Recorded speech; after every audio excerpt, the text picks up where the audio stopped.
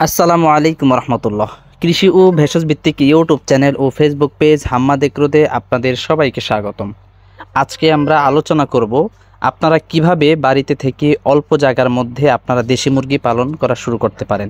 আমাদেরই অনেকেরই স্বপ্ন যে আমরা একটা খামার করব, কিন্তু কি মুরগি নিয়ে খামার করব, কোন জাতটা নিয়ে শুরু করলে ভালো হবে আমরা কেউই জানি না।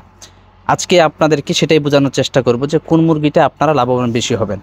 তো দর্শক, আপনারা প্রথমে যদি খামার করতে চান তাহলে দেশি মুরগি নিয়ে খামার করতে পারেন। আর দেশি মুরগি খামার করলে লাভবান হবেন, এর কারণ হচ্ছে যে দেশি মুরগির রোগবালাই কম হয়, অনেক কম হয়। দেশি মুরগির চাহিদা অনেক বেশি, দেশি মুরগির দামও অনেক বেশি। তো দেশি মুরগি আপনি যদি গ্রামে থাকেন ছেড়েও পালন করতে পারেন, এরপর আপনি ধরেও খাঁচার মধ্যেও পালন করতে পারেন, মানে সর্বদিক থেকে আপনি দেশি মুরগিটা পালন করতে পারবেন।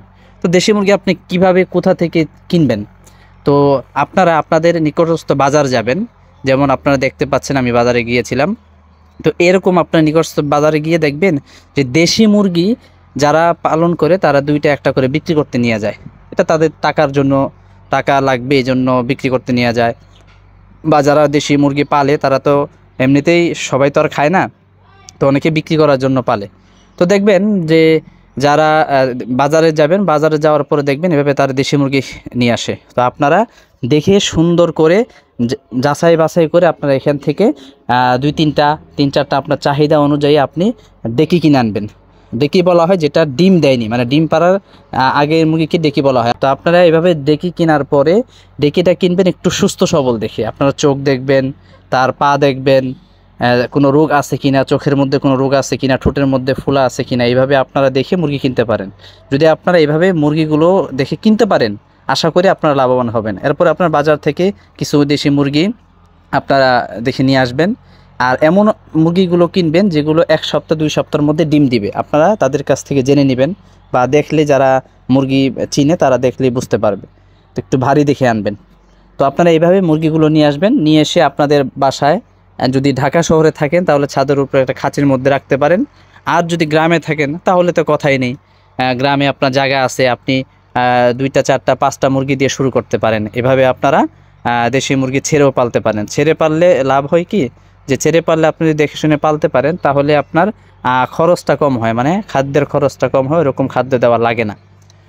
তারপরে যারা ঢাকা শহরে পালবেন মুরগিগুলো কিভাবে পালবেন এটা যদি আপনাদেরকে একটু বলি, সেটা হচ্ছে আপনারা ঢাকা শহরে পাললে আপনারা প্রাকৃতিক খাবার দিয়ে মুরগিগুলো পালবেন। অর্থাৎ প্রাকৃতিক খাবার, যেমন ঘাস, এরপর হচ্ছে আপনার গম, বিভিন্ন ধরনের মানে পাতা, সজিনা পাতা, এরপর হচ্ছে তেলাকচু পাতা, এরপর হচ্ছে শাক, এভাবে আপনারা মুরগিদেরকে দিতে পারেন। তো এইভাবে মুরগিদের দিলে যে তারা কত মজা করে খায়, আর খাবারটা কিভাবে বানাবেন এই নিয়ে আমার একটা ভিডিও আমার চ্যানেলে আছে, আপনারা দেখে আসতে পারেন।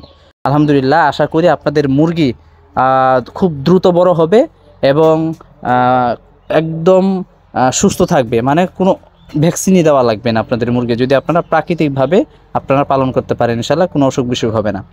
তো আপনারা এইভাবে যদি দেশি মুরগি বড় করতে পারেন, ডিম পারবে, ডিম পারলেও এগুলাকে তা দেবেন বা দিবে, এগুলা বাচ্চা হবে। তো এখান থেকে আপনারা আস্তে আস্তে বাড়াবেন।